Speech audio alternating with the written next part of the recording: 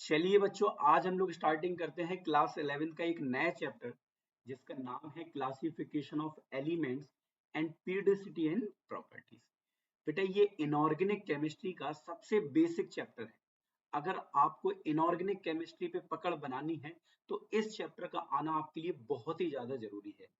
और ये आपकी क्लास 11 का थर्ड चैप्टर है। तो चलिए इस चैप्टर को स्टार्ट करते हैं। तो सबसे पहले हम लोग इसमें क्या पढ़ने वाले हैं? बेटा सबसे पहले हम लोग डिस्कस करेंगे कि इस चैप्टर में हमें पढ़ना क्या है। तो चलिए मैं आपको बताता हूं कि इस चैप्टर में हम लोग क्या क्या पढ़ेंगे।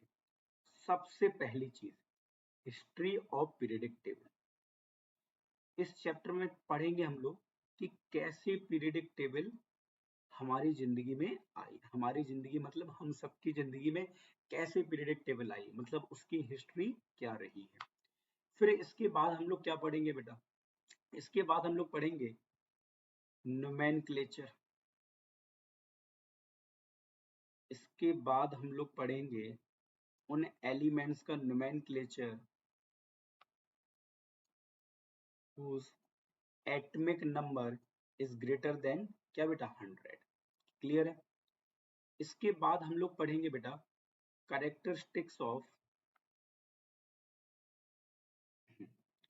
बहुत ही इजी है बेटा, characteristics of S block, P block, D block and F block elements. Clear है? बिल्कुल। इसके बाद हम लोग बेटा डिस्कस करेंगे दो बहुत ही इंपॉर्टेंट पॉइंट्स के बारे में, या दो बहुत ही इंपॉर्टेंट इफेक्ट के बारे में। एक है बेटा आपका जेड इफेक्टिव, जिसको इफेक्टिव न्यूक्लियर चार्ज बोलते हैं, and the last one is shielding effect, जिसे हम स्क्रीनिंग इफेक्ट भी बोलते हैं। क्लियर है बेटा? बिल्कुल। लास्ट टॉपिक जो हम लोग इस चैप्टर में डिस्कस करेंगे वो है पीरियडिक प्रॉपर्टी। बेटा सबसे इंपॉर्टेंट टॉपिक तो यही है। जो लास्ट के मैंने दो लिखे हैं ना, ये आपके लिए सबसे इंपॉर्टेंट है। पूछो क्यों? क्योंकि ये कहीं ना कहीं आप क्लास 10th में आप लोग ये इन सब चीजों के बारे में पढ़ चुके होंगे। हो सकता है कि आपके बारे में ये characteristics of S P D and F ये आपके लिए थोड़ा सा नया होगा, पर जेड इफेक्ट, वो शील्डिंग इफेक्ट आपने क्लास 10th में बिल्कुल नहीं पढ़ा। तो ये क्लास 11 के लिए बिल्कुल नया है आपके लिए। क्लियर है? तो बड़ा मजा आने वाला है इस चैप्टर को पढ़ने में। ठीक है? अच्छा, पीरियडिक प्रॉपर्टी में क्या क्या पढ़ेंगे? पीरियडिक प्रॉपर्टी में पढ़ेंगे सबसे पहली पीरियडिक प्रॉपर्टी जो होगी वो एटॉमिक रेडियस। क्लियर है? दूसरी पीरियडिक प्रॉपर्टी के बारे में बात करें, आयनाइजेशन एंथैल्पी। आयनाइजेशन एंथैल्पी बोल दो, आयनाइजेशन एनर्जी बोल दो, आयनाइजेशन पोटेंशियल बोल दो, बात एक ही है। क्लियर है? तीसरे की अगर हम बात करें बेटा, इलेक्ट्रॉन एफिनिटी, जिसे हम लोग इलेक्ट्रॉन गेन एंथैल्पी भी पढ़ेंगे। जब हम डिस्कस करेंगे तो डीपली डिस्कस करेंगे इसके बारे में। क्लियर है? अभी मैं आपको एक ओवरव्यू दे रहा हूं कि इस चैप्टर में हम लोग क्या क्या पढ़ने वाले हैं। तीसरा, मतलब जो चौथी पीरियडिक प्रॉपर्टी है वो क्या है? इलेक्ट्रोनेगेटिविटी। क्लियर है बेटा? एग्जैक्टली। और बेटा इन पीरियडिक प्रॉपर्टी को हमें डिटेल में पढ़ना है, बहुत ही ज्यादा डिटेल में। इनके एप्लीकेशंस क्या आते हैं वो भी हम लोग पढ़ेंगे, हर एक चीज पढ़ेंगे इनके बारे में। और सबसे ज्यादा अगर मैं बात करूं कि अगर पेपर में कहीं से क्वेश्चन आएगा, एकेडमिक्स कॉम्पिटिटिव भी मैं बात करूं, तो सबसे ज्यादा क्वेश्चन यहीं से आता है। क्लियर है? और जेड इफेक्टिव और शील्डिंग इफेक्ट को पढ़ने के बाद आपको ये सारी प्रॉपर्टीज बहुत इजी लगेंगी। तो बेसिकली आप सभी को आइडिया हो गया कि इस चैप्टर में हम लोग क्या पढ़ने वाले। क्लियर है? बिल्कुल। तो अब सबसे पहला क्वेश्चन सभी के माइंड में क्या आता है कि सर इस चैप्टर को हम लोग पढ़ क्यों रहे हैं? ऐसी कौन सी वजह है, ऐसा कौन सा वो रीजन है जिसकी वजह से हमें इस चैप्टर को पढ़ना पड़ा, ये चैप्टर हम लोगों की जिंदगी में आया। तो कैसे आया ये चैप्टर आपकी जिंदगी में? अब वो रीजन भी पता कर लेते हैं, बहुत ही ध्यान से, जरा ध्यान से देखिए। तो अगर हम बेटा बात करें किसकी, इस चैप्टर की नीड की, तो बहुत ही ध्यान से देखिएगा। Need, why we need this chapter. तो ये चैप्टर हमारी जिंदगी में क्यों आया, तो सबसे पहले ध्यान से देखिए बेटा। इन 1800 नंबर ऑफ एलिमेंट जो डिस्कवर हुए थे बेटा, वो 31 एलिमेंट्स। बेटा स्टार्टिंग में क्या था, जब नंबर ऑफ एलिमेंट्स बहुत कम थे तो उनकी प्रॉपर्टीज को याद रखना, उनकी हर एक एलिमेंट्स की प्रॉपर्टीज को इंडिविजुअली स्टडी करना, अलग अलग स्टडी करना, हर एलिमेंट की सारी प्रॉपर्टी को याद रखना, ये बहुत आसान था। पर जैसे ही नंबर ऑफ एलिमेंट डिस्कवर होते गए, मतलब नंबर ऑफ एलिमेंट जो डिस्कवर थे उनकी संख्या बढ़ती गई, उनके नंबर्स बढ़ते गए, तो हर एलिमेंट की प्रॉपर्टी को याद करना सभी के लिए क्या होने लगा, मुश्किल होने का लगा, डिफिकल्ट होने लगा। जैसे 1800 में बेटा, in in the year of 1800 31 element discover हो चुके थे, और 1865 तक आपके 63 एलिमेंट डिस्कवर हो गए थे, जो कि इसके डबल थे। तो इसका मतलब है कि लगातार नंबर ऑफ एलिमेंट डिस्कवर होते जा रहे थे, और जैसे ही एलिमेंट के डिस्कवर होने के जो नंबर्स थे वो बढ़ रहे थे, लोगों के दिमाग की जो स्ट्रेस लेवल थी वो भी बढ़ रही थी। क्यों? क्योंकि हर एलिमेंट को इंडिविजुअली स्टडी करना बहुत मुश्किल था। अब जैसे 63 एलिमेंट हो गए, तो 63 एलिमेंट को, हर एक एलिमेंट को अलग अलग स्टडी करना बहुत मुश्किल हो जाएगा, तो बहुत सारे चैप्टर बन जाएंगे। तो साइंटिस्ट ने क्या किया, उस समय जितने भी साइंटिस्ट काम कर रहे थे इस पे, तो उन्होंने क्या बोला कि एलिमेंट्स में कहीं ना कुछ तो कॉमन होगा, मतलब कुछ एलिमेंट्स तो ऐसे होंगे जिनकी प्रॉपर्टी सेम है। तो उन्होंने कहा कि क्यों ना आप एलिमेंट्स को स्टडी करो, और जिनकी प्रॉपर्टी सेम है उनको एक साथ लाओ, जिससे कि हमें उनकी स्टडी करना क्या हो, आसान हो। तो बेसिकली इस चैप्टर की नीड हमें क्यों पड़ी, to make the study of element easier. अच्छा, स्टार्टिंग में एलिमेंट की स्टडी आसान थी, क्यों आसान थी, कोई बता सकता है? बिल्कुल एग्जैक्टली, स्टार्टिंग में एलिमेंट की स्टडी इसलिए आसान थी क्योंकि स्टार्टिंग ईयर्स में नंबर ऑफ एलिमेंट्स बहुत कम थे, तो उनके बारे में याद रखना आसान था। पर जैसे ही नंबर ऑफ एलिमेंट्स बढ़ते गए, तो उनकी स्टडी डिफिकल्ट हो गई। तो अब किसी भी तरीके से सभी लोगों के माइंड में एक ही बात थी कि किसी भी तरीके से एलिमेंट्स की स्टडी आसान बनाई जाए। क्लियर है? तो एलिमेंट्स की स्टडी को आसान बनाने के लिए बहुत सारे साइंटिस्ट हैं। जैसे अगर हम बात करें कौन कौन से साइंटिस्ट हैं, लेबोइजर, एंटनी लेबोइजर, लेबोइजर ने क्लासिफिकेशन दिया। और उसके बाद कौन है, मैं आपको एक ब्रीफ चार्ट दे रहा हूँ कि किस किस साइंटिस्ट ने अटेम्प्ट किया है। और भी कई सारे साइंटिस्ट हैं, पर कुछ जिन पे हाईलाइट्स कर रहे हैं वो लेबोइजर क्लासिफिकेशन है, फिर डोवर्नियर, इन्होंने क्या दिया था, इन्होंने लॉ ऑफ ट्राइड्स दिया था, डोवर्नियर लॉ ऑफ ट्राइड्स। क्लियर है? अगर हम तीसरी बात करें बेटा, न्यूलैंड, फिर इसके बाद आए न्यूलैंड लॉ ऑफ ऑक्टेव्स। बेटा ये वो साइंटिस्ट हैं जो सबसे ज्यादा हाईलाइट रहे हैं। मैं जितने साइंटिस्ट के नाम लिख रहा हूँ जिन्होंने अटेम्प्ट किया, इसका मतलब ये नहीं कि इनके अलावा कोई आया ही नहीं था, इनको छोड़ के भी, मतलब ये तो थे ही, इन्होंने तो अटेम्प्ट किया कि किसी भी तरीके से एलिमेंट्स की स्टडी को आसान बना दी जाए। पर इनके साथ और भी कई सारे साइंटिस्टों ने अटेम्प्ट किया था, उनके नाम तो हम लोग बुक में लिखते ही नहीं है। और क्या है, न्यूलैंड के बाद जब न्यूलैंड फेल हो गए तो फिर आए लोथर, लोथर मेयर, उन्होंने कर्व दिया, लोथर मेयर कर्व। और इसके बाद आए बेटा मेंडलीव, मेंडलीव, और उन्होंने क्या दी, पीरियडिक टेबल। और फिर बेटा जब ये फेल हुए, तब आई मॉडर्न पीरियडिक टेबल जो कि मोजले ने दी थी। ठीक है? तो बेटा ये ब्रीफ हिस्ट्री है। अच्छा, आप लोगों ने एक कहानी तो सुनी होगी, जैसे आजादी। अच्छा एक बात बताओ, अगर मैं आपसे पूछूं, क्या आजादी किसी एक इंसान ने दिलाई? नहीं, हमारे देश को आजाद करने के लिए ना जाने कितने लोगों ने अपनी जान गंवाई है, तब जाके कहीं ना कहीं आज हमारा देश आजाद हुआ है। ऐसा तो है नहीं कि एक दिन में हमारा देश आजाद हो गया। जाने कितने लोगों ने अपनी जानें गंवाई, जाने कितने सैनिक थे जिन्होंने अपनी जान गंवाई है। पर उसमें क्या है, कुछ मेन लीडर थे जिनकी आज हम लोग क्या करते हैं, जिनकी आज हम लोग जब उनके लिए कुछ जयंती मनाते हैं, उनकी हम पूजा करते हैं, बेसिकली उनको हम याद करते हैं। क्या हर एक इंसान को याद करते हैं? नहीं, करोड़ों लोग उस समय मरे हुए थे। मतलब मरे तो ये कहना गलत होगा, करोड़ों लोग शहीद हुए थे उस समय, अपनी जान अपने देश को आजाद करने के लिए उन्होंने गवा दी। तो सबके सबके बारे में तो नहीं पढ़ते हम जब आजादी के बारे में डिस्कस करते हैं। किसके बारे में डिस्कस करते हैं? उन मेन लीडर्स के बारे में जिनका कंट्रीब्यूशन आजादी में थोड़ा ज्यादा था। और फिर फाइनल टच किसने दिया, आखिरी तक कौन रहे, फिर हमारे father of nation Mahatma Gandhi. तो उन्हें फादर ऑफ नेशन इसलिए कहा जाता है क्योंकि उन्होंने आखिरी तक वो जिंदा रहे, और उन्होंने हमारे देश को क्या कराया, आजाद कराया। ऐसे यहाँ पे है, पीरियडिक टेबल एक दिन में थोड़ी ना बन गई।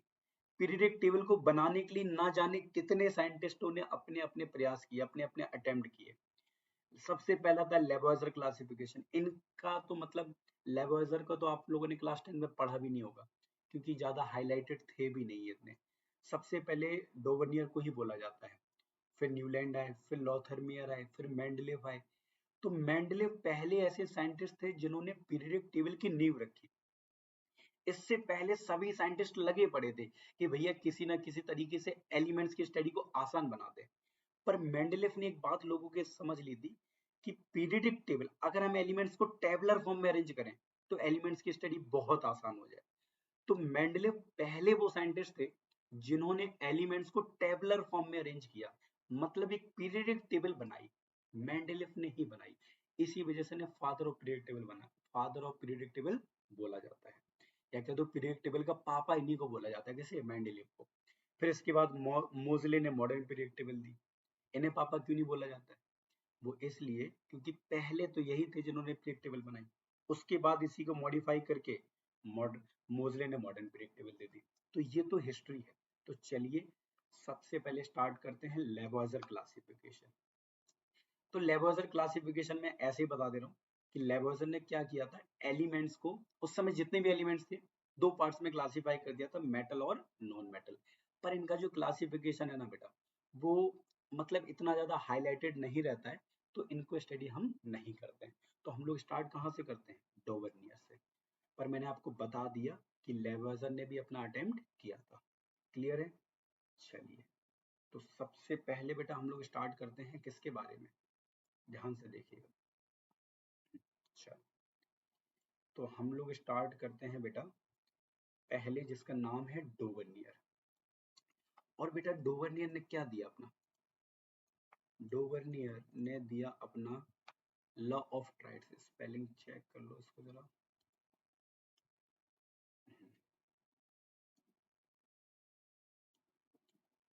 डोवर्नियर, ठीक है, देख लेना इसमें, डोवर्नियर लॉ ऑफ ट्राइड्स। देखो, तो इन्होंने क्या दिया, एक लॉ ऑफ ट्राइड्स दिया। अच्छा, इन्होंने क्या किया मैं आपको बता दूं, बहुत ही इजी है बेटा। तो डोवर्नियर ने चार बातें कही। कितनी बातें कही, चार बातें। इन्होंने सबसे पहले कहा कि जितने भी एलिमेंट्स इस समय अभी डिस्कवर हुए हैं उन सभी को अरेंज कर दो। First he arrange the first he arrange all the elements. ये जितने भी एलिमेंट्स थे बेटा, सबसे पहले इन्होंने क्या किया, अरेंज किया इन the increasing order of increasing order of इसको आई को जो है थोड़ा सा स्मॉल बना लो, नहीं तो एल समझ लो तुम। तुम लोग कुछ भी कर सकते हो, कुछ और पढ़ लो। फिर ऐसे इंक्रीजिंग ऑर्डर ऑफ क्या बेटा, एटमिक मास बोल दो या एटमिक वेट बोल दो। क्लियर है? तो उस समय जितने भी एलिमेंट डिस्कवर हुए थे, इन्होंने कहा उन सबको अरेंज कर देते हैं पहले, increasing order of atomic mass. ठीक है? इंक्रीजिंग ऑर्डर का मतलब तो समझते हो तुम लोग, क्या दूसरा बिल्कुल आता है। इंक्रीजिंग ऑर्डर का मतलब है जिनका एटमिक मास कम है उन्हें पहले लगाओ, जिनका एटमिक मास ज्यादा है उन्हें आगे लगाओ। क्लियर है? फिर उन्होंने क्या किया, ही मेक्स द ट्राइड्स। जितने भी एलिमेंट्स अरेंज थे उनके ट्राइड्स बना दिए। ट्राइड्स का मतलब क्या होता है बेटा, ट्राइड्स का मतलब होता है तीन एलिमेंट का एक ग्रुप। तो इन्होंने कई सारे ग्रुप बना दिए तीन तीन एलिमेंट्स के। क्लियर है? जैसे पहला ग्रुप था लिथियम, सोडियम और पोटेशियम। दूसरा ग्रुप था क्लोरीन, ब्रोमीन और आयोडीन। तीसरा कैल्शियम, स्ट्रोंशियम और बेरियम। तो बेसिकली ये तीन वो ट्राइड्स थे इनके जो सबसे ज्यादा सक्सेसफुल रहे। मतलब ट्राइड्स तो इन्होंने और भी बनाए, पर ये वो ट्राइड्स थे जो सबसे ज्यादा क्या रहे बेटा, सक्सेसफुल रहे। मतलब जो इन्होंने बातें बोली वो इन ट्राइड्स में काफी हद तक लागू रही है। क्लियर है? तो बेसिकली हम कह सकते हैं कि ये सिर्फ 9 ही एलिमेंट को अरेंज कर पाए। और इन्होंने पहली बात क्या बोली कि एलिमेंट्स को अरेंज कर दो इंक्रीजिंग ऑर्डर ऑफ एटॉमिक मास, और जितने भी एलिमेंट अरेंज हुए उनको तीन तीन के ग्रुप में बांट दो। बांट दिया इन्होंने। तो बेसिकली तीन ग्रुप सक्सेसफुली अरेंज किए थे इन्होंने। अच्छा, इसमें क्या बोला, एक बात और बोली इन्होंने, क्या, इन्होंने ये बोला कि ये जो ग्रुप है, ये जो ट्राइड्स हैं, एक ट्राइड्स के अंदर जो ये तीनों एलिमेंट हैं इनकी प्रॉपर्टी सेम होती है। मतलब लिथियम, सोडियम और पोटेशियम की प्रॉपर्टी जो है वो अप्रोक्सीमेटली सिमिलर रहती है। Just like chlorine, bromine, iodine, ऐसे कैल्शियम, स्ट्रोंशियम एंड बेरियम। तो इन्होंने कहा इन ईच ट्राइड, एक ट्राइड में जितने भी एलिमेंट है the property of each element are similar. एक ट्राइड में जितने भी एलिमेंट है उनकी प्रॉपर्टी क्या रहती है, सिमिलर रहती है। तो एक बात इन्होंने ये भी बोली कि हर ट्राइड में, in each triad, in each triad the property, the property क्या बेटा, हर ट्राइड में the property of each element are similar. या ऐसे कह सकते हो, ईच की जगह आप कह सकते हो the property of all the three elements. ठीक है बेटा, हर ट्राइड में जो प्रॉपर्टी, जो तीन एलिमेंट्स हैं, आर क्या है, सिमिलर है।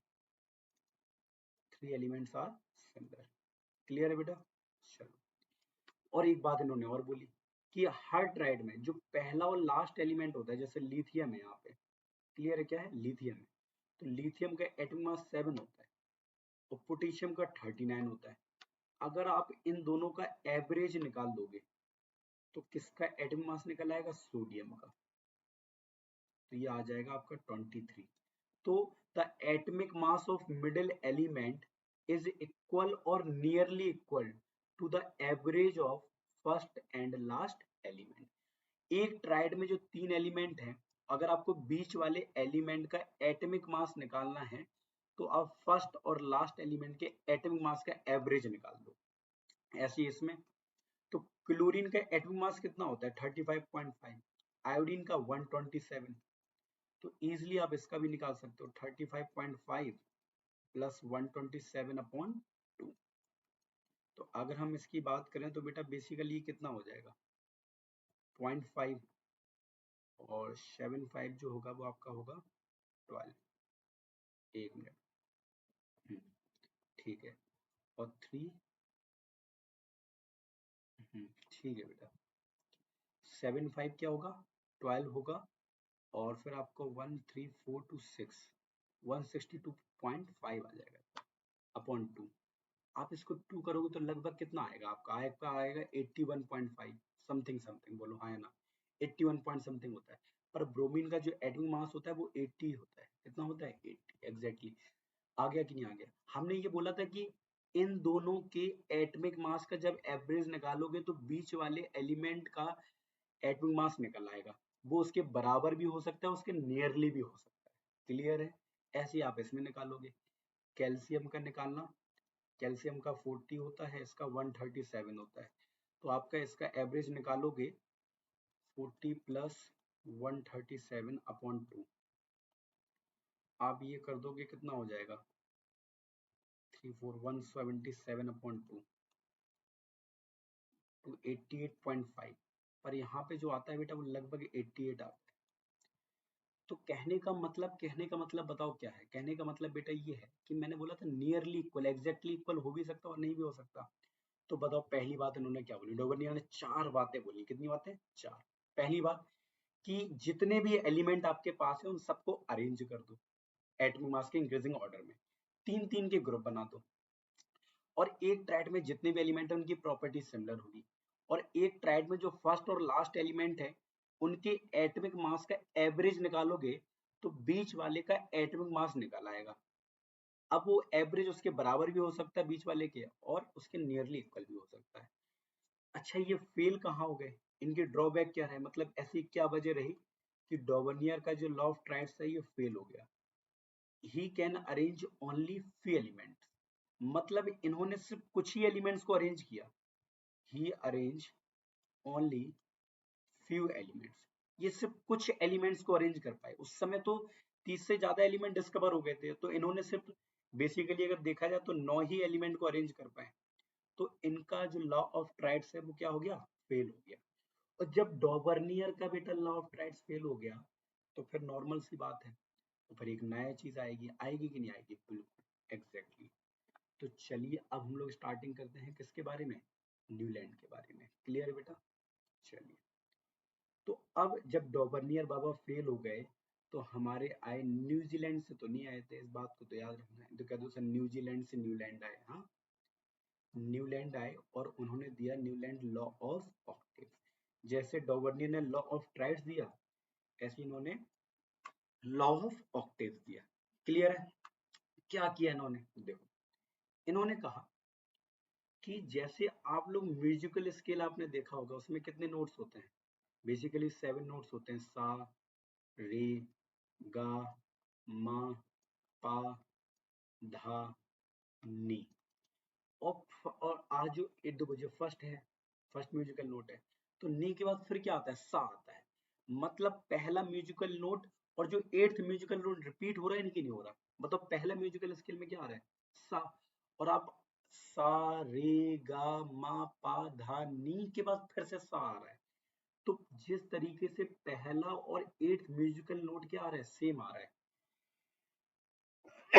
म्यूजिकल स्केल में जो पहला नोट है सा और 8th है, वो क्या आ रहा है, सेम आ रहा है।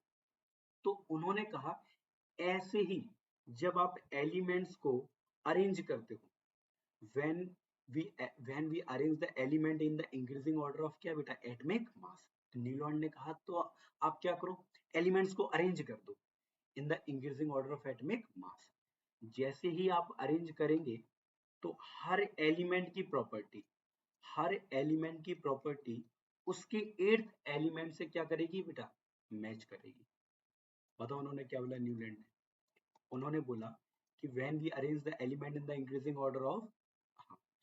increasing order of atomic mass, then the property of each element repeats, या the property of each element is similar to its 8th element। जैसे म्यूजिकल स्केल में पहला नोट और 8th नोट क्या होता है, सेम होता है कि नहीं होता है। आप ट्राई कर लो, पहला स्वर क्या आ रहा है, सा आ रहा है, फिर 8th सा रे गा मा पा धा नी के बाद फिर देखना सा ही आएगा। तो पहला और 8वां सेम आ रहा है कि नहीं आ रहा है। ऐसे ही इन्होंने कहा कि जैसे आप एलिमेंट्स को अरेंज करोगे increasing order of atomic mass, तो हर एलिमेंट की प्रॉपर्टी एक ऐसे एलिमेंट से मैच करेगी जो उसके 8th नंबर पे है। जैसे लिथियम के 8th नंबर पे कौन होगा, 2 3 4 5 6 7 8। तो लिथियम के 8th नंबर पे कौन आ रहा है, सोडियम। तो लिथियम जैसा एलिमेंट कौन सा है, सोडियम। मतलब लिथियम और सोडियम की प्रॉपर्टी मैच कर रही है यहाँ पे, ठीक है। और सोडियम के 8th नंबर पे कौन है, पोटेशियम। अब बेरिलियम की किससे मैच करेगी, अब बेरिलियम से काउंट करो, बेरिलियम से 8th नंबर पे कौन है, मैग्नीशियम आ जाएगा। तो बेरिलियम की प्रॉपर्टी मैग्नीशियम से और मैग्नीशियम की कैल्शियम से। आ गया कि नहीं आ गया, बिल्कुल आ गया सर, कोई दिक्कत नहीं है। तो बेसिकली क्या है, अगर हम इनको डिफाइन करना चाहें तो उन्होंने क्या बोला, हाँ, व्हेन एलिमेंट्स, इन्होंने बोला कि जब एलिमेंट्स को आप अरेंज करते हो इन द इंक्रीजिंग ऑर्डर को मैं शॉर्टकट में लिख देता हूँ आईओ, ठीक है। Increasing order of atomic mass, जब आप एलिमेंट्स को अरेंज करते हो in the increasing order of atomic mass, then the property of each element, मतलब हर एलिमेंट की property is similar to its क्या बेटा, 8th एलिमेंट। बोलो हाँ या ना, क्या बोला मैंने। अगर आप एलिमेंट देखो, बहुत इजी है, मतलब आप लोग पढ़ चुके हो इसलिए मैं ज्यादा इसको डिटेल में नहीं जा रहा हूँ। कि हर एलिमेंट को जब आप अरेंज कर दो इन the increasing order of atomic mass, तो हर एलिमेंट की प्रॉपर्टी उसके 8th एलिमेंट से मैच करेगी। क्लियर है, चलिए।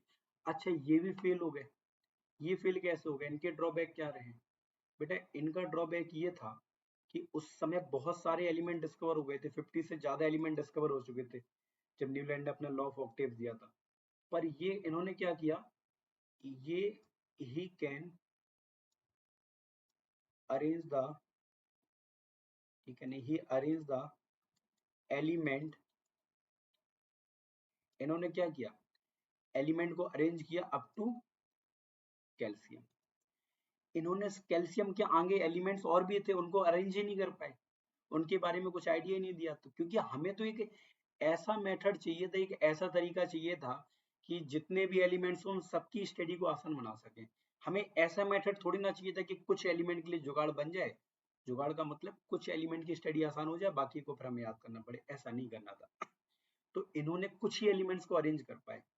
और दूसरी बात बेटा ये है, after the discovery of inert gas, जब इनर्ट गैस की डिस्कवरी हुई, वैसे तो इनर्ट गैस की डिस्कवरी बहुत बाद में हुई, after the discovery of inert gas, जैसे आजकल हम नोबेल गैस बोलेंगे आगे जाके, after the discovery of inert gas it's law of Octave, इनका जो लॉ ऑफ ऑक्टेव है ना वो फेल हो गया।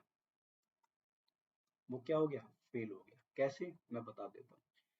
अगर इनर्ट गैस होती तो फ्लोरीन के बाद क्या आता है? नियॉन। क्लोरीन के बाद क्या? आर्गन। तो अब बताओ लिथियम का एट्थ एलिमेंट कौन सा आ रहा है? नियॉन।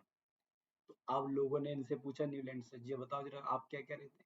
आप कह रहे पहले एलिमेंट की प्रॉपर्टी उसके 8वें एलिमेंट से मैच करेगी। तो लोग कह रहे हैं कि आप कहो जरा एक बार फिर से। तो न्यूलैंड बोले भैया देखो ऐसा है, अब हम नहीं कह पाएंगे, काहे कि अब जो लिथियम का एट्थ एलिमेंट आ रहा है वो नियॉन आ रहा, और लिथियम की प्रॉपर्टी नियॉन से मैच नहीं करती।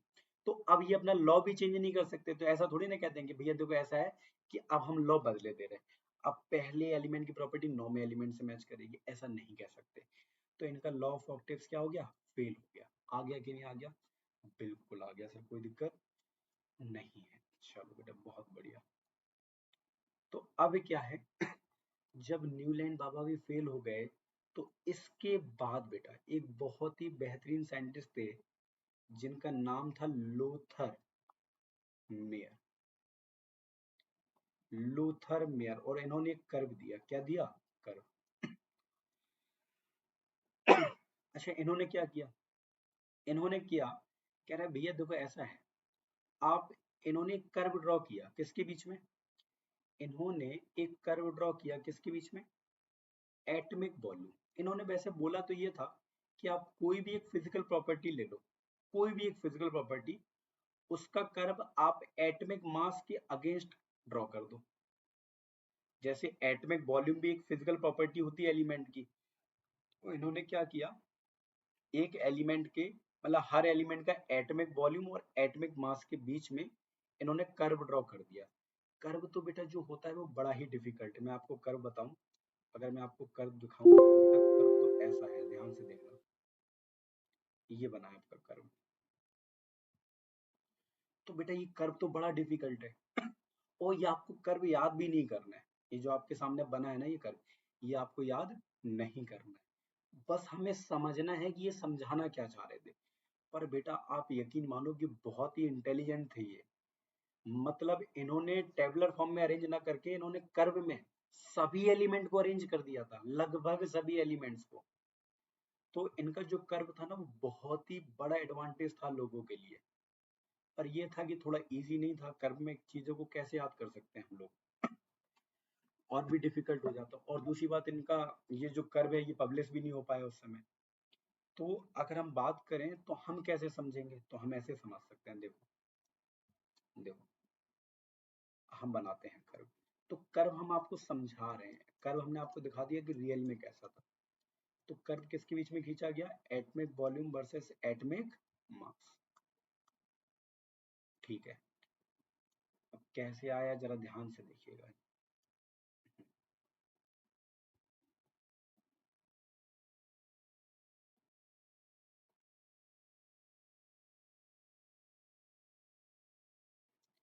मतलब इस तरीके से इन्होंने कहा कि ऐसे समझ लो। और इन्होंने क्या बोला? देखो, इन्होंने बोला कि जो पीक पोजीशन है इस पे एल्कली मेटल्स होते हैं। अब एल्कली मेटल्स आप लोग अभी पहली बार सुन रहे होंगे, तो अभी आगे जाके हम लोग जब मॉडर्न पीरियड टेबल पढ़ेंगे तो वहां बता देंगे एल्कली मेटल्स क्या होते हैं। तो जो कर्व की जो पीक पोजीशन है, पीक पोजीशन पे बेटा किसको रखा गया? Alkali metals. अभी मैं आपको ये बिल्कुल नहीं बताऊंगा कि एल्कली मेटल्स क्या होते हैं, क्योंकि आने वाले टॉपिक्स में हम लोग पढ़ने वाले हैं इसके बारे में। तो लिथियम इतना जान लो कि ये एल्कली मेटल्स होते हैं आपके। ठीक है, तो लिथियम, सोडियम, पोटेशियम, रुबिडियम ऐसे सीरियम में आ जाएगा। ठीक है, तो और बेटा जो कर्व का डिसेंडिंग पार्ट है, डिसेंडिंग पार्ट समझ रहे हो? डिसेंडिंग पार्ट ऑफ कर्व, मतलब जब कर्व डाउनवर्ड हो रहा है, ऐसे नीचे उतर रहा है, देखो यहाँ पे, तो यहाँ पे कौन से एलिमेंट आ रहे हैं? Alkaline earth metal. अब ये एल्कलाइन अर्थ मेटल कौन कौन से होते हैं? तो बिल्कुल कंफ्यूज मत होना, कुछ चीजों को स्टार्टिंग में याद कर लिए जाते हैं, आगे जाके हम लोग सब समझ जाते हैं। जैसे ये वाले बेटा मांगे कार स्कूटर, ये जो होते हैं वो में एल्कलाइन अर्थ मेटल होते हैं। तो डिसेंडिंग पार्ट है मैग्नीशियम, कैल्शियम और ये स्ट्रोंशियम। और ये जो असेंडिंग पार्ट है ना बेटा, और असेंडिंग पार्ट में कौन से थे, हेलोजन थे, फ्लोरीन, क्लोरीन, ब्रोमीन और आयोडीन। तो ये समझाना क्या चाह रहे थे, ये आपको याद नहीं करना, और ना कभी आपसे एकेडमिक्स में तो बिल्कुल टीचर नहीं पूछेगा आपसे। तो आपको क्या पढ़ना है, इन्होंने ये बोला था कि जिन एलिमेंट की पोजीशन कर्व में सिमिलर है, सिमिलर का मतलब है कि एक जैसी, एक ही जगह पे नहीं। तो जैसे आप देखो जरा, लिथियम, सोडियम, पोटेशियम कर्व की एक ही जैसी पोजीशन में प्रेजेंट है। एक ही जैसी मतलब देखो, सारे के सारे एलिमेंट कर्व के पीक पे प्रेजेंट है। तो पीक पे है तो इनकी प्रॉपर्टी भी क्या होगी, सिमिलर। तो लॉथर मेयर का कहना था कि element which have similar position in the curve have similar position, sorry, element which have similar position in the curve have similar chemical properties, मतलब उनकी प्रॉपर्टीज भी क्या होंगी, सिमिलर। ऐसे एलिमेंट जिनकी पोजीशन कर्व में एक जैसी है, उनकी प्रॉपर्टी भी एक जैसी होगी। तो लिथियम की प्रॉपर्टी सोडियम से मैच कर रही, पोटेशियम से, रुबिडियम से। ऐसे बेरिलियम जैसा कौन है, मैग्नीशियम, कैल्शियम, स्ट्रोंशियम, ये भी एक ही ग्रुप में आ जाएंगे क्योंकि इनकी प्रॉपर्टी क्या कर रही है, इनकी पोजीशन एक जैसी है। फ्लोरीन, क्लोरीन, ब्रोमीन, आयोडीन, इनकी भी पोजीशन एक जैसी है तो इनकी भी प्रॉपर्टी एक जैसी होगी। बोलो हाँ या ना। तो इस तरीके से इन्होंने पूरे एलिमेंट्स को जितने उस समय डिस्कवर थे सबको अरेंज कर दिया। और बात ये रही ना, ये हाईलाइट नहीं हुए इतना, और ना ही इनका जो ये लॉथरमेयर जो है वो इतना ज्यादा हाईलाइट हुआ कि लोग इसे पढ़ सके। और इसी वजह, यही वजह है कि आपको क्लास 10th में इसके बारे में नहीं पढ़ाया जाता। हाँ, अगर टीचर ने पढ़ाया तो बहुत अच्छी बात है। बेसिकली टीचर स्किप कर देते हैं इस वाले पार्ट को, कि उतना ज्यादा हाईलाइट ही नहीं किया गया था। पर लॉथर मेयर ना आते ना बेटा, तो मेंडलीफ की पीरियड टेबल भी आना बड़ी मुश्किल पड़ जाती। क्यों? क्योंकि मेंडलीफ ने इसके बाद जो टेबल आएगी, इसके बाद जो अटेम्प्ट किया वो मेंडलीफ ने किया। और मेंडलीफ ने इन्हीं की मदद से, लॉथर मेयर की मदद से ही अपनी पीरियड टेबल का मतलब अपनी पीरियड टेबल उन्होंने बनाई है। क्लियर है बेटा? बताओ, ये है मेंडलीफ पीरियड टेबल। पर पहले पढ़ लेते हैं, फिर हम लोग मेंडलीफ पीरियड टेबल भी देख लेंगे। चलो, तो बेटा अब हमें क्या पढ़ना है, अब हमें पढ़ना है लॉथर मेयर तो फेल हो गए, मतलब फेल एक तरीके से कह दो कि वो इतना ज्यादा हाईलाइट नहीं हो पाए। और बेसिकली एक बात बोलें कि कर्व में एलिमेंट्स की प्रॉपर्टी को याद करना भी बड़ा क्या होता है, मुश्किल होता है। तो अब जो आई है Mendeleev period table. Mendeleev was the first scientist who try to arrange the element in the tabular form. ये पहले ऐसे साइंटिस्ट थे जिन्होंने एलिमेंट्स को टेबुलर फॉर्म में अरेंज किया। टेबुलर फॉर्म का मतलब क्या होता है, तुम लोगों ने बचपनों में मैथ की बुकों में भरते होगे 1 2 3, तो मैथ की बुक देखी कैसी आती है, ऐसे उसमें वर्टिकल कॉलम्स होते हैं, हॉरिजॉन्टल रोज होते हैं, तो उसी को टेबल बोलते हैं, टेबुलर फॉर्म बोलते हैं। तो मेंडलीफ ने एलिमेंट्स को टेबुलर फॉर्म में अरेंज किया। और कैसे अरेंज किया, उससे पहले इन्होंने एक लॉ दिया जिसका नाम था क्या बेटा, मेंडलीफ पीरियडिक लॉ। बहुत ही इजी था बेटा, बहुत इजी। वैसे पता है आपको, ये जो लॉ दिया था इन्होंने, ये लॉथर मेयर के साथ मिलकर दिया था, और इस लॉ को Mendeleev periodic Lothar mayor law भी बोलते हैं। पर इनका नाम ज्यादा फेमस है तो इन्हीं का नाम आता है लोगों के सामने।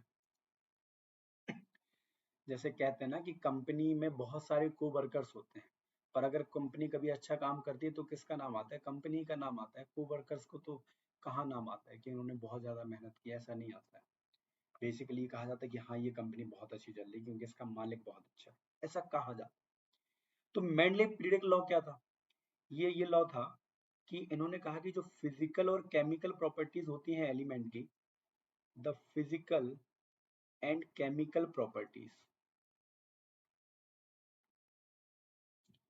the physical and chemical properties of elements are periodic function।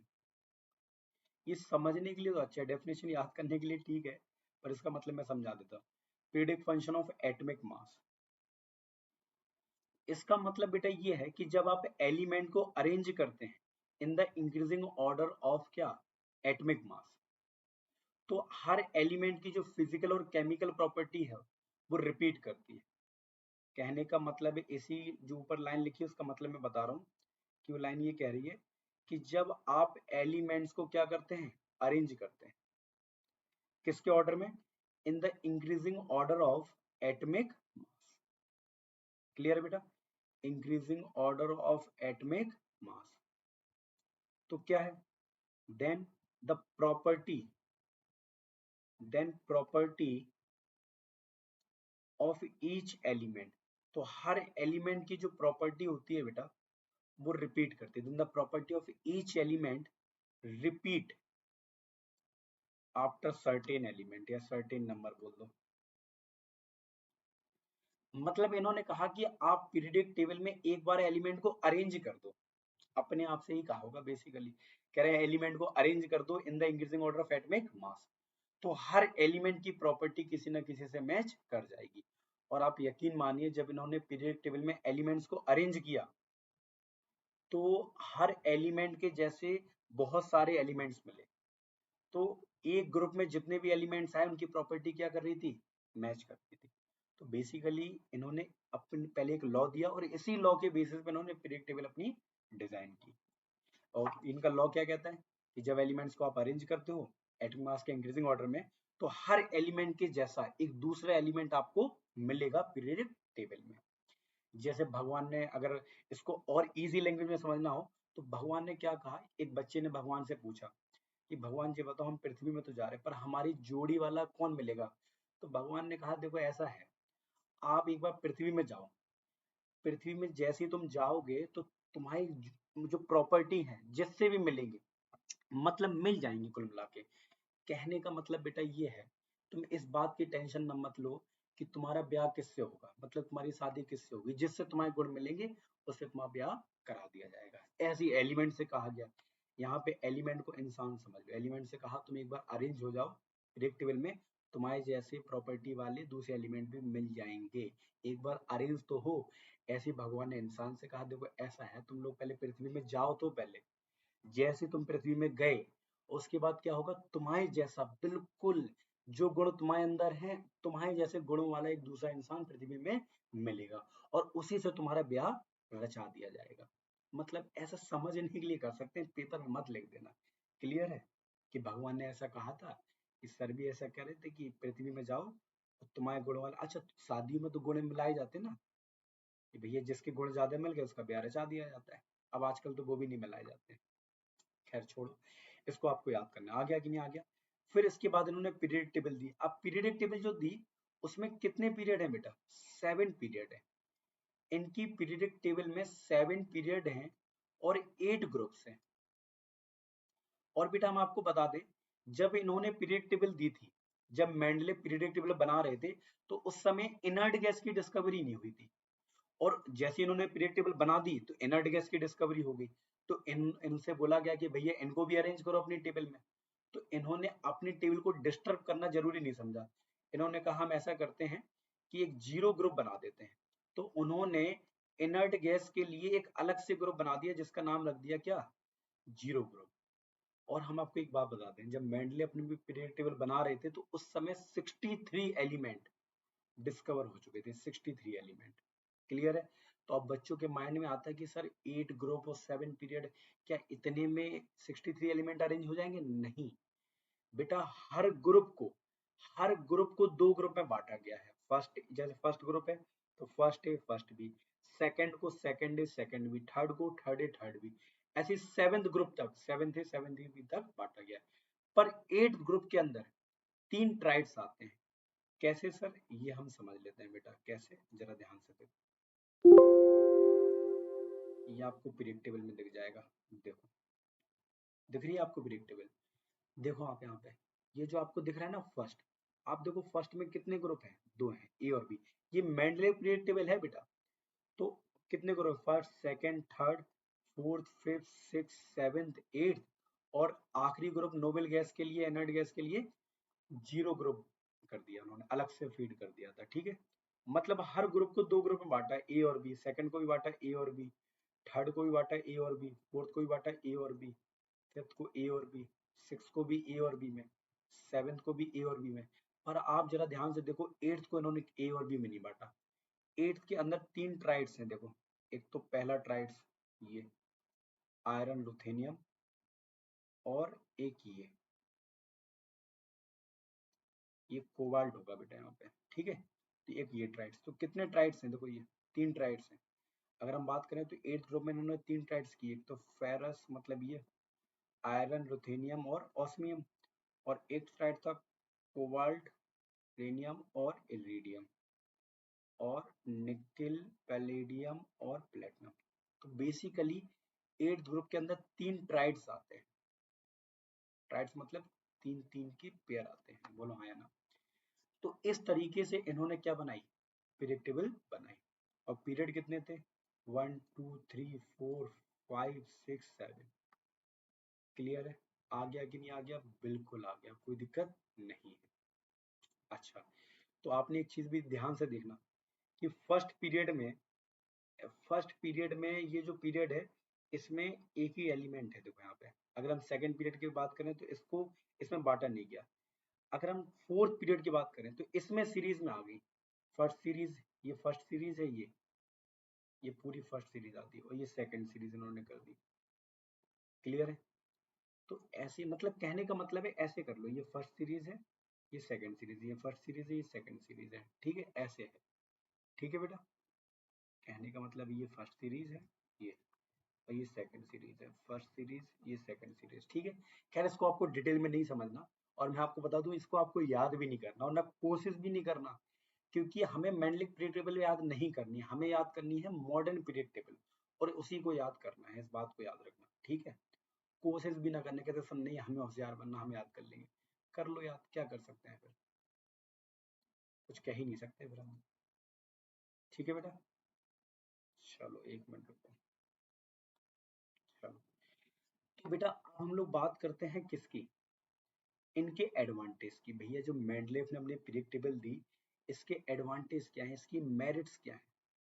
Merits of Mendeleev periodic table, मैं बहुत ही आसान से पढ़ा रहा हूँ, मैं बहुत स्लो स्लो पढ़ा रहा हूँ क्योंकि आसानी से आपको समझ में आ जाए। तो बेसिकली मैं बात करूं मेरिट्स ऑफ पीरियड टेबल की, मतलब एडवांटेज क्या थे। भैया ऐसे कौन कौन से फायदे थे जो हमें मेंडलीव पीरियडिक टेबल से मिले। तो पहला फायदा तो बेटा यही था कि इन्होंने एलिमेंट्स की स्टडी को क्या बना दिया, आसान। He makes the study of element easier. अच्छा, आसान कैसे बना दिया सर, कैसी बातें कर रहे हैं, आसान कैसे बनाया। अच्छा एक बात बताओ, मेंडलीव ने जब पीरियड टेबल बनाई तो उस समय कितने एलिमेंट डिस्कवर थे, 63। अगर मेंडलीव ने पीरियड टेबल नहीं दी होती तो हमें 63 एलिमेंट की अलग अलग स्टडी करनी होती, मतलब 63 चैप्टर बनाए जाते हैं हमारी बुक में। पर इनके आने से क्या किया, उन्होंने 63 एलिमेंट को ग्रुप्स में अरेंज कर दिया। तो बेटा ऐसा कहा जाता है, मेंडलीव ने ये बोला था कि एक ग्रुप में उन एलिमेंट को रखा जाता है जिनकी प्रॉपर्टी क्या है, सेम है। तो कहने का मतलब है एक ग्रुप में किसी एक की प्रॉपर्टी याद कर लो, बाकी की सिमिलर होगी ही नहीं होगी, बिल्कुल। तो हर ग्रुप की प्रॉपर्टी याद कर लो, उसके सारे एलिमेंट की प्रॉपर्टी क्या होगी, सेम। तो 8 ग्रुप थे, तो आपको 8 टाइप्स की प्रॉपर्टी को क्या करना था, याद करना था।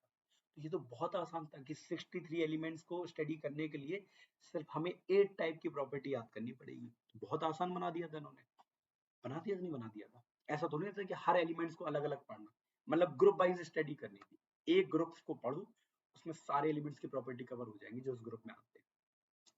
तो बहुत ज्यादा आसान बना दिया था। दूसरा बेटा इनका मेरिट्स ये था कि इन्होंने क्या किया, ही लेफ्ट सम स्पेस। इन्होंने अपनी पीरियडिक टेबल में कुछ खाली जगह छोड़ दी, किसके लिए, फॉर सम अनडिस्कवर्ड एलिमेंट। एक तरीके से कहते हैं ये बहुत बड़े ज्योतिष थे। कैसे, कि मतलब जो एलिमेंट दुनिया में डिस्कवर ही नहीं हुए, उनके लिए इन्होंने अपनी पीरियड टेबल में क्या छोड़ दी, खाली जगह।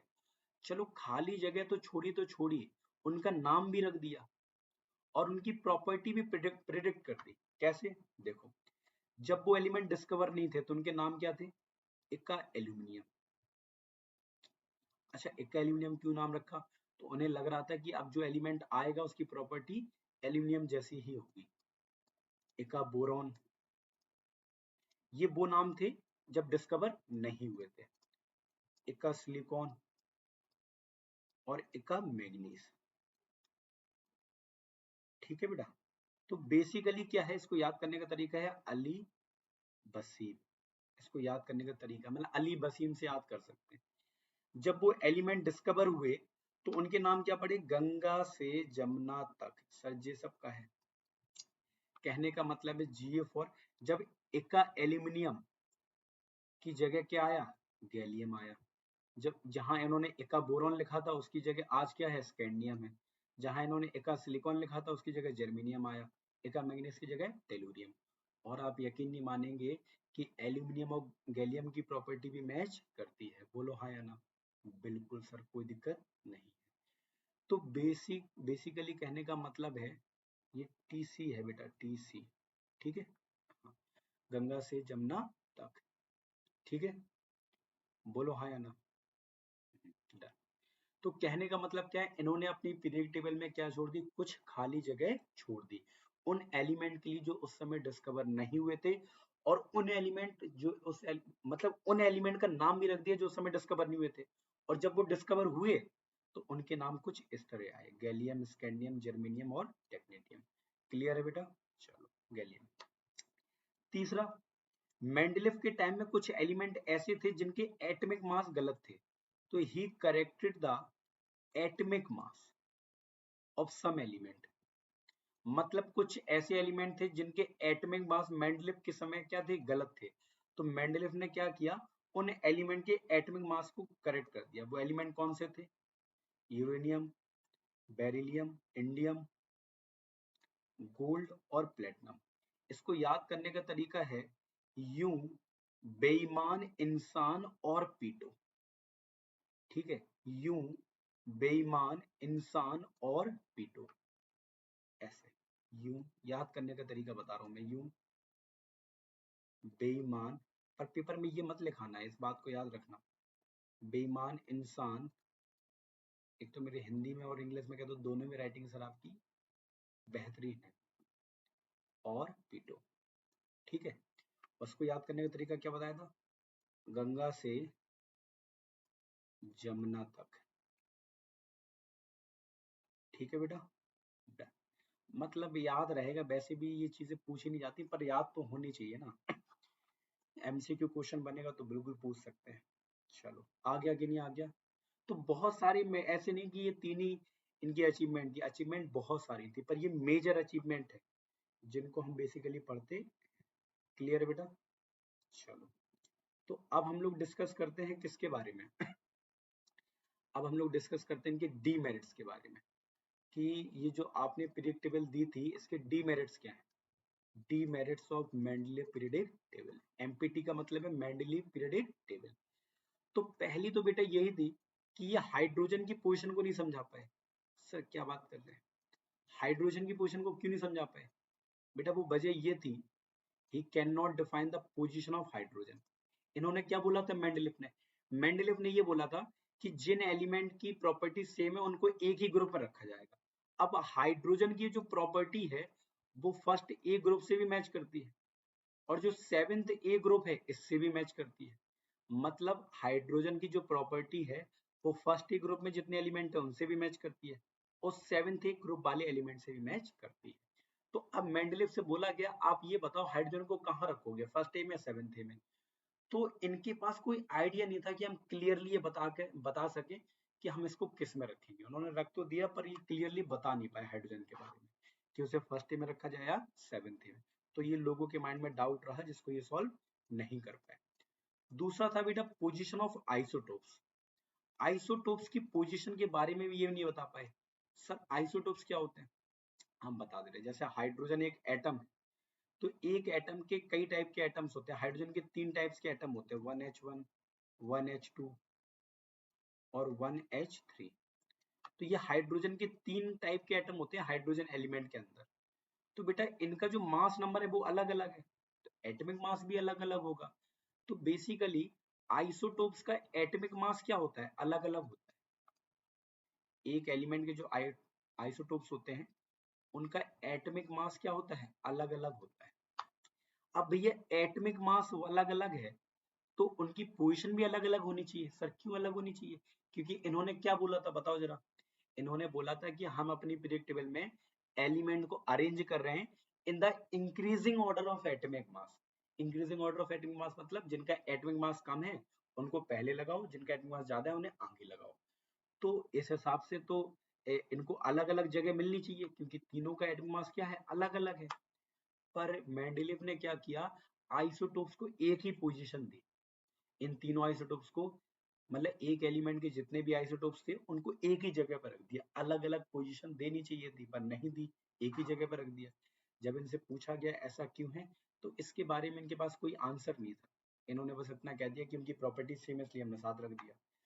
पर आपने लॉ के मतलब आपने जो बातें बोली उसके विरुद्ध आप कैसे जा सकते हो।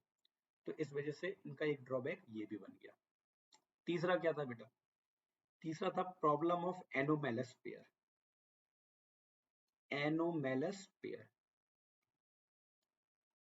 Problem of anomalous pair.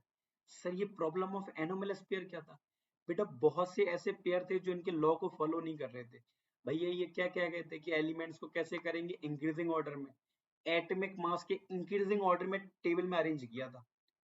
पर बहुत से ऐसे एलिमेंट्स थे, ऐसे पेयर थे जिनमें इनका जो लॉ था वो फॉलो नहीं हो रहा था। आप एक बात बताओ, इंक्रीजिंग ऑर्डर का मतलब क्या होता है कि जिनका एटॉमिक मास ज्यादा है उन्हें आगे रखा जाए, जिनका एटॉमिक मास कम है उन्हें पहले रखा जाए। पर इन्होंने ऐसा नहीं किया। जैसे जैसे याद करने का तरीका है, आर्गन पोटेंशियल आमिर खान। तो पोटेशियम का जो एटॉमिक मास होता है बेटा वो 39.1 होता है और आर्गन का 39.9। तो बताओ आर्गन का एटॉमिक मास क्या है, ज्यादा, तो इसको कहाँ रखा जाना चाहिए, आगे। ये तो बेटा डिक्रीजिंग ऑर्डर हो गया। पर इन्होंने क्या बोला था, एटॉमिक मास को इंक्रीजिंग ऑर्डर में अरेंज करना है, मतलब एलिमेंट्स को कैसे अरेंज करना है, इन the increasing order of atomic mass. तो आर्गन का एटॉमिक मास तो ज्यादा है तो उसे आगे रखा जाना चाहिए था पोटेशियम के, पर इन्होंने पहले रख दिया। तो इसको याद करने का तरीका आमिर खान। ऐसी कोबाल्ट निकल, तो कोबाल्ट का एटॉमिक मास बेटा जो होता है वो ज्यादा होता है निकल से, तो कोबाल्ट को निकल के आगे रखा जाना चाहिए पर उन्होंने पहले रख दिया। ठंडा पेप्सी, मतलब थोरियम का एटॉमिक मास प्रोटो एक्टिनियम से ज्यादा होता है तो इसको आगे रखा जाना चाहिए था पर इन्होंने पहले रख दिया। हाँ, टेलुरियम और आयोडीन, टेलुरियम का एटॉमिक मास ज्यादा होता है आयोडीन से, तो टेलुरियम को आगे रखा जाना चाहिए पर उन्होंने पहले रख दिया। तो याद करने का तरीका था आमिर खान, आमिर खान कोला नहीं ठंडा पेप्सी तेरी इच्छा। मतलब ये एक तरीका है याद करने का, अगर हो जाए तो ठीक है, नहीं हो जाए तो ऐसे ही याद कर लो। तो ये वो पेयर थे जो इनके लॉ को फॉलो नहीं कर रहे थे, मतलब जो इन्होंने बातें बोली थी उस हिसाब से इनको अरेंज नहीं किया था। तो ये भी इनका एक ड्रॉबैक था। और ड्रॉबैक ये भी था कि ये क्या कह रहे थे, ये कह रहे थे कि एक ग्रुप में हम उन एलिमेंट्स को अरेंज करेंगे जिनकी प्रॉपर्टीज सेम है। पर इन्होंने बहुत से ऐसे एलिमेंट्स को एक ही ग्रुप में अरेंज कर दिया जिनकी प्रॉपर्टी क्या है, अलग अलग है। और इन्होंने क्या बोला था कि एक ग्रुप में हम उन एलिमेंट को तो कभी अरेंज नहीं करेंगे, मतलब जिनकी प्रॉपर्टी सेम है उनको हमेशा एक ही ग्रुप में अरेंज करेंगे। पर बहुत से ऐसे एलिमेंट थे जिनकी प्रॉपर्टी लगभग क्या थी, सेम, पर उनको एक ग्रुप में रखने की जगह उन्होंने अलग अलग ग्रुप में रख दिया। तो इस बात को भी ये समझा नहीं पाए। तो पहली पोजीशन ऑफ हाइड्रोजन, दूसरी पोजीशन ऑफ आइसोटोप्स, तीसरी प्रॉब्लम ऑफ एनोमलस पेयर, और फोर्थ है कि एक ग्रुप में उन्होंने उन एलिमेंट्स को रख दिया जिनकी प्रॉपर्टी सेम नहीं थी। तो पांचवी, इन्होंने दो अलग अलग ग्रुप में उन एलिमेंट्स को रख दिया जिनकी प्रॉपर्टी सेम थी, उन्हें रखा जाना चाहिए था एक ग्रुप में पर रख दिया इन्होंने अलग अलग ग्रुप में। तो इसकी वजह से मेंडलीव की जो पीरियड टेबल है वो रिजेक्ट कर दी गई। क्या कर दी गई बेटा, रिजेक्ट कर दी गई। और मेंडलीव के बाद हमारे एक नए साइंटिस्ट आए जिनका नाम है बेटा मोजले।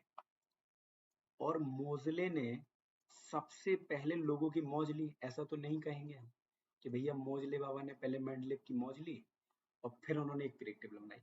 मोजले ने सबसे पहले डिस्कवर किया है एक नई प्रॉपर्टी का जिसका नाम था क्या बेटा, एटॉमिक नंबर। अब ये कैसे कि देखो बेटा, मैं आपको बता तो दूं कैसे इन्होंने एटॉमिक नंबर को डिस्कवर किया, पर ये आपकी जानकारी के लिए बिल्कुल नहीं है। मैं आपको बता दूं इन्होंने क्या किया, अलग अलग एलिमेंट्स लिए, उस पे हाई स्पीड की इलेक्ट्रॉन की क्या कराई, बम्बार्डिंग कराई। तो अलग अलग एलिमेंट से अलग अलग फ्रिक्वेंसी की क्या निकली, एक्सरे निकली। मतलब मान लो उन्होंने सोडियम लिया, सोडियम पे हाई स्पीड के इलेक्ट्रॉन्स गिराए और सोडियम से एक्सरे निकली अलग फ्रिक्वेंसी की। फिर दूसरा एलिमेंट लिया, उस पर हाई स्पीड के इलेक्ट्रॉन गिराए, उस पर अलग फ्रिक्वेंसी की एक्सरे निकली। तो उन्होंने कहा जो अलग अलग एलिमेंट से एक्सरे निकल रही है उसकी जो फ्रिक्वेंसी है वो डायरेक्टली प्रोपोर्शनल है एलिमेंट्स के एटॉमिक नंबर के। तो एलिमेंट का जो एटॉमिक नंबर है वो डायरेक्टली प्रोपोर्शनल है square root of frequency of X-ray जो एलिमेंट से निकल रही है, क्या कराने पर, इलेक्ट्रॉन की बम्बार्डिंग कराने पर।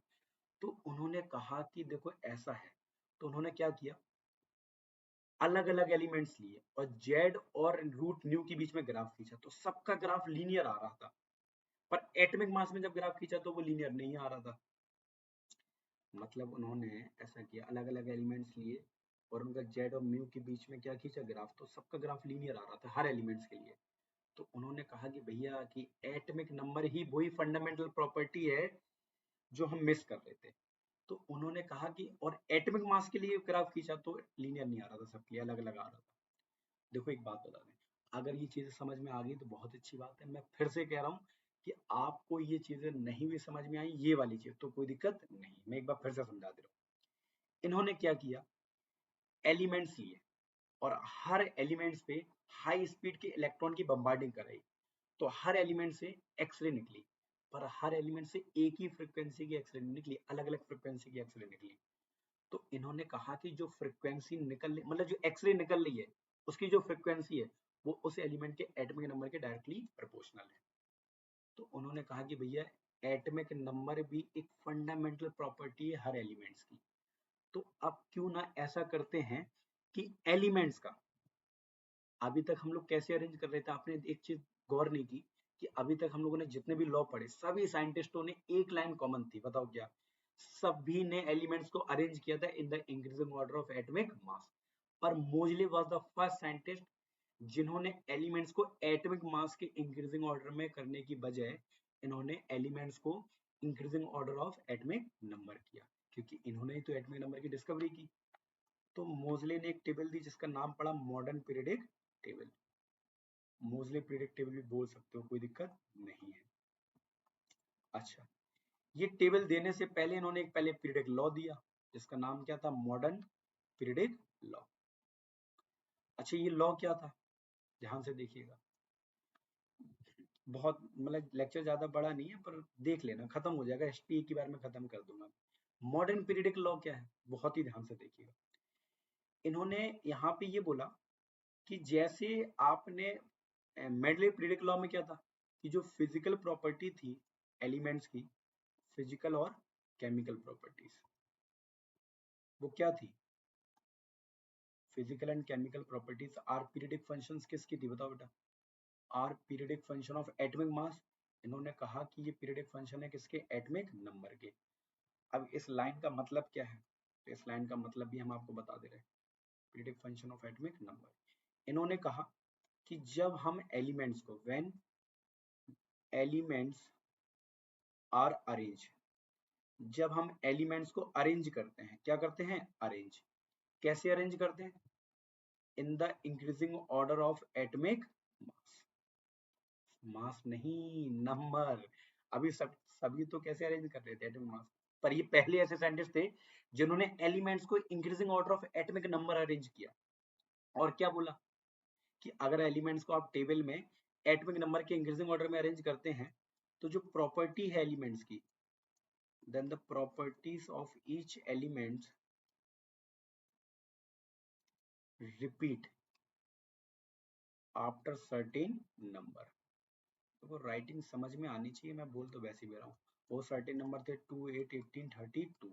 कहने का मतलब है इनसे, इन्होंने ये बोला कि अगर आप एलिमेंट्स को increasing order of atomic number में अरेंज करते हैं तो हर एलिमेंट की प्रॉपर्टी एक दूसरे एलिमेंट की प्रॉपर्टी से मैच करेगी। कितने एलिमेंट बाद, 2 एलिमेंट बाद, या 8 एलिमेंट बाद, 18 या 32। कहने का मतलब है कि आपने पीरियड टेबल में आप एलिमेंट को अरेंज कर दो, अब हर एक एलिमेंट के जैसा एक दूसरा एलिमेंट मिलेगा आपको पीरियड टेबल में।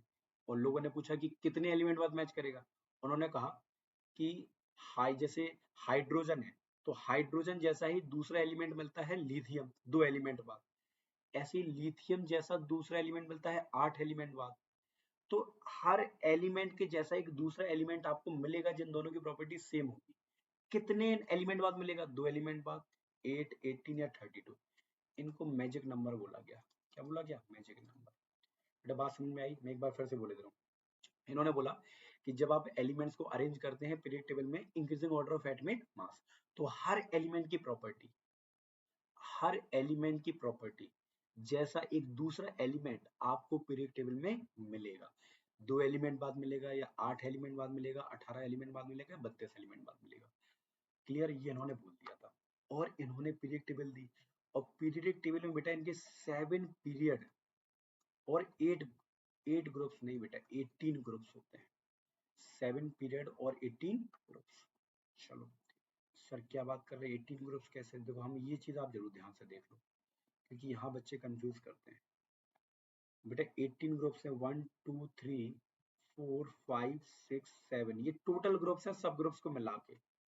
10 11 12 13 14 15 16 17 18। तो इन्होंने क्या किया ध्यान से सुनो। फर्स्ट ग्रुप का नाम दिया था इन्होंने फर्स्ट ए, सेकंड ग्रुप का नाम दिया था इन्होंने सेकंड ए, ठीक है बेटा। और इन्होंने इसको दिया था थर्ड ए,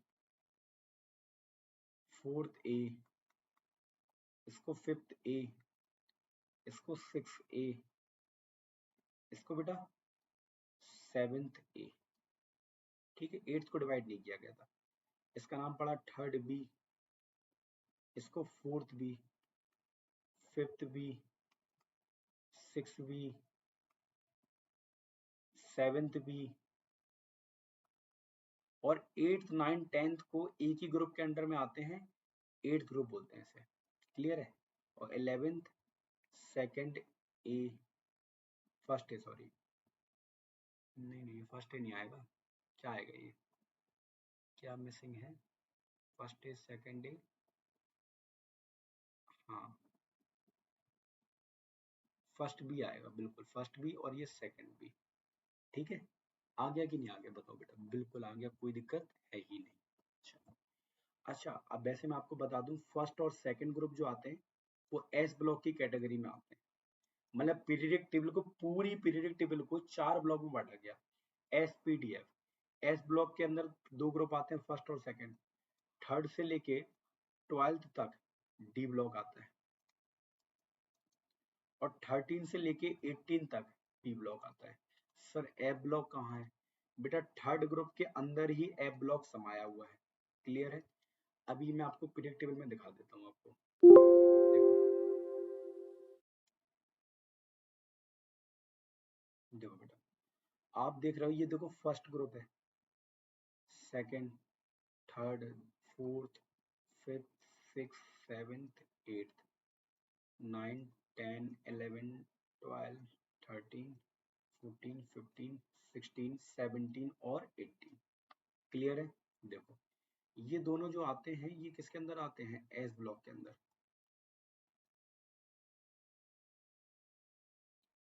ठीक है, और ये जो आते हैं बेटा ये आते हैं डी ब्लॉक के अंदर, थर्ड से लेके 12 तक। ठीक है, और ये बेटा जो 5 से लेके मतलब 15 से, सॉरी यहाँ पे जो 13 से लेके 18 तक ये पी ब्लॉक में आते हैं। और यहाँ पे आप जो देख रहे हो यहाँ पे जो एलिमेंट मिसिंग है, यहाँ इसी में पूरा क्या है? ए ब्लॉक। इन दोनों में ही पूरा ए ब्लॉक बसा हुआ है, तो ये किस में आ रहा है? थर्ड ग्रुप में। ये थर्ड ग्रुप में ही काउंट किए जाते हैं। ठीक है, तो पूरी पीरियड टेबल को 4 ब्लॉक में बांटा गया, एस पी डी एफ। और देखो मैंने बताया था फर्स्ट को फर्स्ट डे बोलते हैं, सेकंड को सेकंड डे, ये तो मैं बता चुका हूँ आपको। अब बात आती है सर हम इसको याद कैसे करते हैं। जरा ध्यान से देखो, इनके बारे में डिटेल में हम और पढ़ेंगे, पर इनको याद कैसे करते हैं ये और देख लो आप। देखो जैसे पहले ग्रुप का याद करने का तरीका है, हा ली ना के रब से फरियाद, रब से फरियाद, हलीना के रब से फरियाद, हलीना की रब से फरियाद भी कह सकते हो आप। अब इसमें क्या है, इसमें आपको दिख रहा होगा, उम्मीद तो हमें यही है। हाँ इससे ज्यादा अच्छे से दिख रहा होगा। चलो इसको याद करने का तरीका क्या है? बेटा सेकंड ग्रुप पे याद करने बता रहा हूँ। बेटा मांगे, पहले बेटा क्या मांगता था? पहले बेटा मांगता था कार स्कूटर, अब मांग रहा है भैया कन्या सुंदर।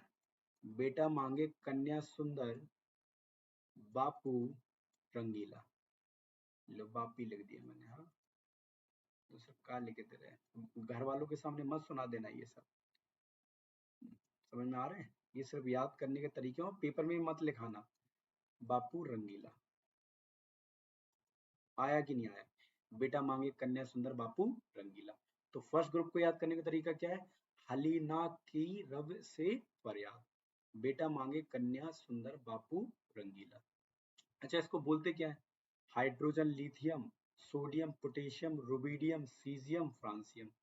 इसको beryllium, magnesium, calcium, strontium, barium, radium. ठीक है, आ जाओ इसमें।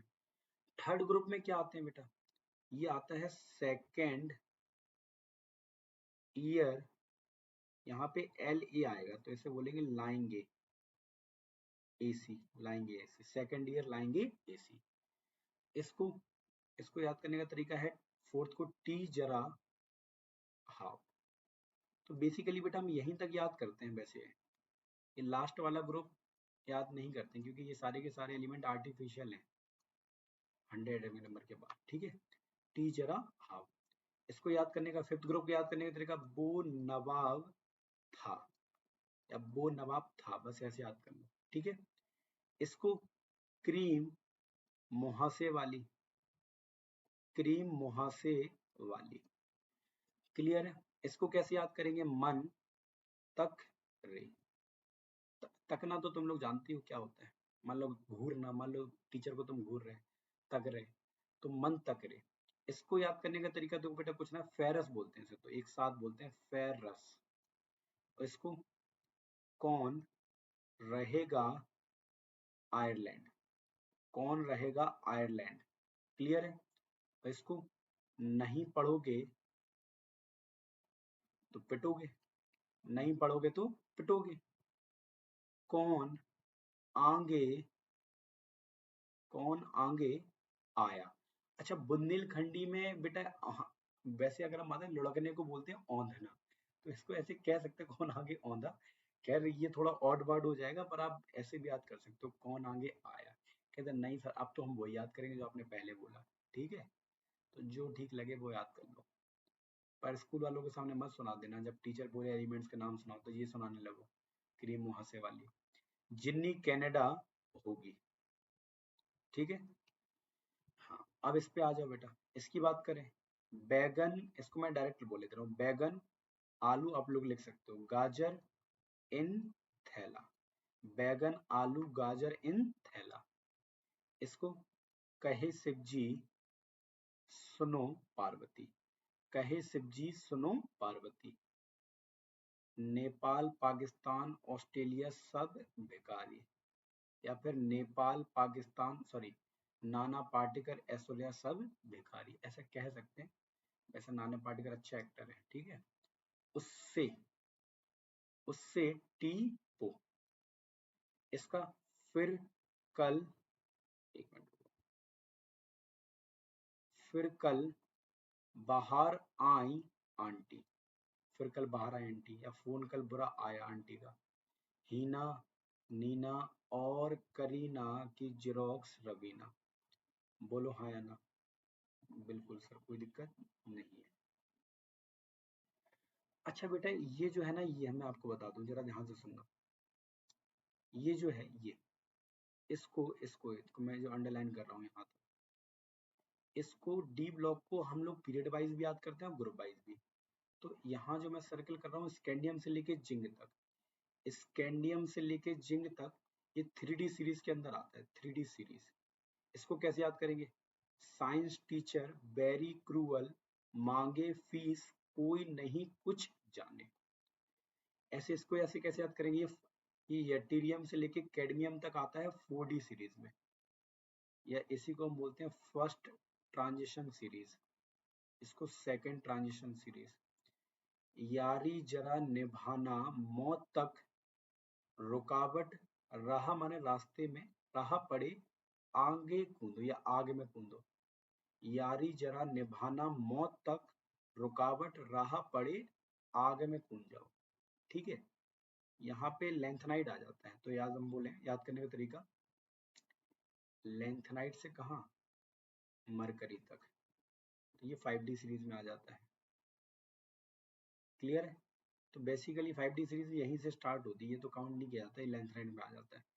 तब भी याद करने का तरीका है ला हफ्ता, ला हफ्ता, हफ्ता माने वसूली, ला हफ्ता बरना रे ओसामा इधर पिटाई और होगी, मतलब ओसामा बिन लादेन से हफ्ता मांगने जा रहे हैं। ला हफ्ता बरना रे ओसामा इधर पिटाई और होगी।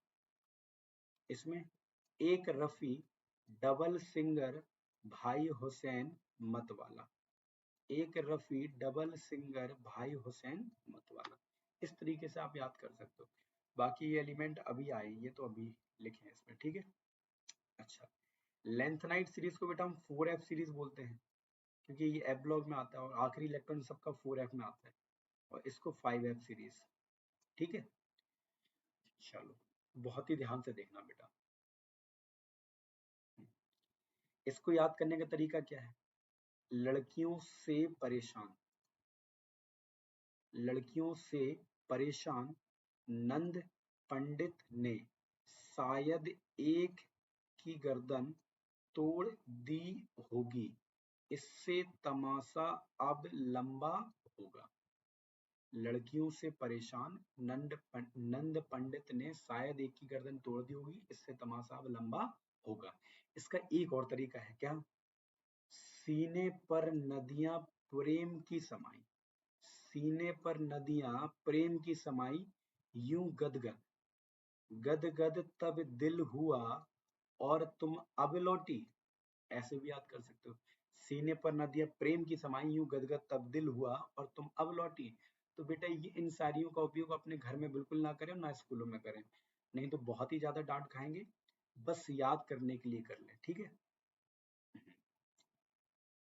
एक, इसको याद करने के लिए कर सकते हैं, एक टांगा पर यूं नजर पड़ी, एक टांगा पर यूं नजर पड़ी, या एक टांग पर यूं नजर पड़ी, आसमां सिमटा बिजली चमकी, एहसान फरामोश मंचली निकली लड़की। इसका मेल वर्जन मंचला निकला लड़का, जो जिसको जैसा ठीक लगे वो बोल सकता है, बोलो हाँ या ना। ठीक है, चलो बेटा एक बात मैं आपको और बता दूं, जैसे इसमें आपको पता है कि पीरियोडिक टेबल में 3 टाइप के एलिमेंट्स होते हैं, मेटल, नॉन मेटल और मेटलॉइड्स। ये जो फर्स्ट सेकंड में दिख रहा है इसमें सिर्फ मेटल होते हैं, ये जो आपको डी ब्लॉक दिख रहा है इसमें भी सिर्फ मेटल होते हैं, पर ये जो आप देख रहे हो ना पी ब्लॉक, इसमें मेटल, नॉन मेटलॉइड तीनों होते हैं। तो ये दिख रहे हो, ये जो सर्किल कर रहा हूँ मैं ग्रीन से दिख रहा है, ये आपके मेटलॉइड है। क्या है बेटा? मेटलॉइड है। क्लियर है? और अगर हम बात करें ये जो नीले नीले दिख रहे हैं ये आपके क्या है? नॉन मेटल है। ठीक है, क्लोरीन भी नॉन मेटल है वैसे बेसिकली इनको कहते हैं, पर मेटलॉइड को जरूर याद कर लेना आप। कितने हैं? 1 2 3 4 5 6 7 हैं, तो 7 ही तो है, तो याद कर लेना। ठीक है, चलो तो इस तरीके से बेटा मॉडर्न पीरियड टेबल क्या होगी। अच्छा, इसमें एक ड्रॉबैक था बेटा ये, कि हाइड्रोजन की पोजीशन आज तक थोड़ी कंट्रोवर्शियल है, कि हाइड्रोजन को कहा जाता है कि इसकी प्रॉपर्टी फर्स्ट ग्रुप से भी मैच करती है और इससे सेवंथ डे से भी, तो आजकल ये बताया नहीं जा सकता कि हाइड्रोजन को कहाँ रखा जाए, तो यहाँ पे रखा गया on the basis of electronic configuration, मैं वो आपको आगे बता दूंगा। ठीक है, और दूसरी बात, लेंथनाइट एक्टिनाइट्स के लिए अलग सी जगह पीरियड टेबल में जगह क्यों नहीं दी है, तो ये भी कहीं ना कहीं क्वेश्चन है लोगों के माइंड में। ठीक है, तो इसी के साथ बेटा मॉडर्न पीरियड टेबल खत्म हो गई, और इसी को हम long form of period table भी बोलते हैं। और एक बात और, अब हिस्ट्री खत्म हो गई है, अब हम लोग नेक्स्ट लेक्चर में नेक्स्ट टॉपिक को कवर करेंगे। ठीक है, चलो बेटा बहुत ही बढ़िया, तो आज के लिए इतना ही। Thanks for joining and we will meet you in next lecture. Okay बेटा, have a good day to all, take care, good night, good evening, good afternoon.